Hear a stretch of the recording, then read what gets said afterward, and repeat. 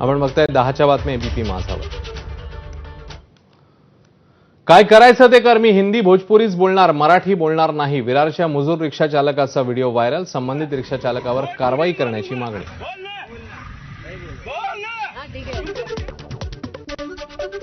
भिवंडीत परप्रांतीय रिक्षा चालकाची मराठी तरुणाला मारहाण, मनसेच्या मध्यस्थीनंतर रिक्षा चालकांची मार।